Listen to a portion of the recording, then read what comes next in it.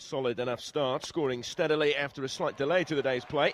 The opening partnership had already reached three figures, although it was nearly an hour in before Strauss hit the first boundary of the day.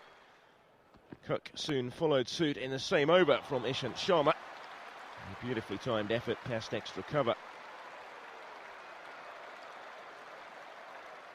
India's bowlers were still causing some problems. This a better ball from Srisanth, but the end result was the same as a thick edge from Strauss fell short of the slips and between the fielders to go for another four.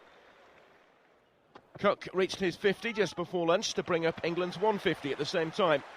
A return to form for the opener with his first half-century of the series at the fifth attempt, having managed 6 in a row leading up to it. It took 130 balls to get there, but Cook and England now looking well set. They reached 157 without loss at lunch. Strauss also going well and unbeaten on 84. 22 overs possible in a slightly reduced opening session, and England now trailing by just 67 runs with all 10 wickets in hand. Resuming on 157 without loss after lunch and trailing by just 67 runs, England were hopeful of building a lead in the second session of the day.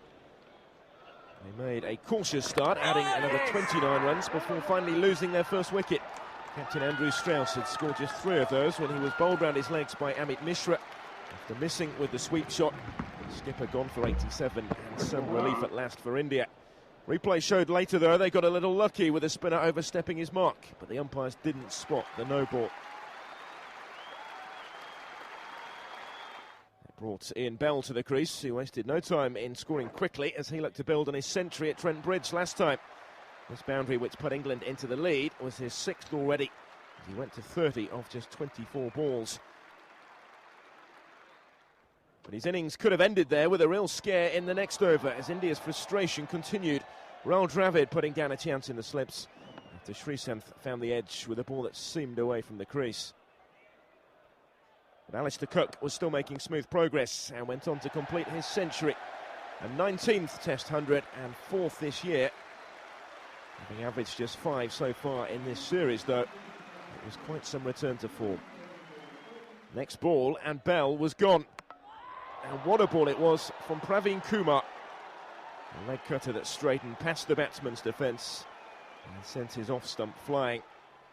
Bell left bemused and gone for 34. Next in was Kevin Pietersen, who was quickly into his stride, making the most of some generous bowling from Mishra. This full toss dispatched with disdain and no little power for the first 6 of the innings. Pietersen reached tee unbeaten on 36 from just 41 balls. Cook on 129, and England in total control. 319 for 2 and a lead already of 95 runs.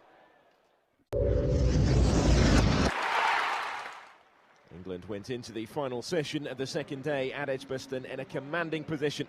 319 for 2 meant they led already by 95 runs, and after tea it was all about how many they could stretch that by. And with Kevin Pietersen in such fluent form, the runs kept coming and quickly.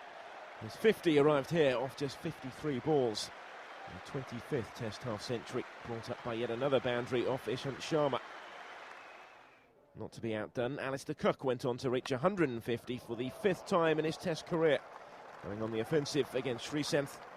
This is 23rd 4 of an impressive innings to put England in total control. Again, though, Pietersen failed to convert a big score into a huge one. He just lost a little momentum before Praveen Kumar finally got his man for 63 and ended the 3rd wicket partnership for 122.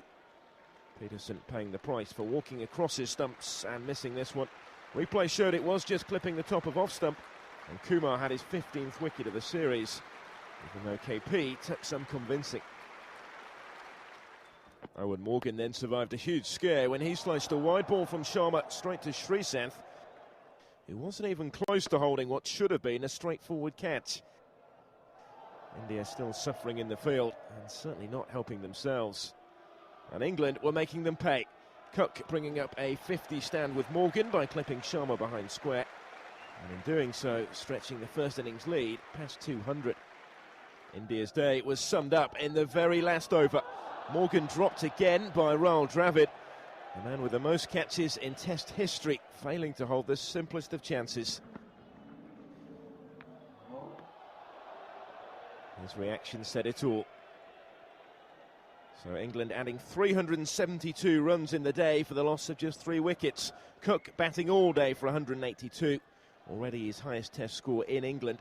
Morgan will still be alongside him in the morning when they resume on 456 for 3, already leading by 232 runs and on course to be world number 1.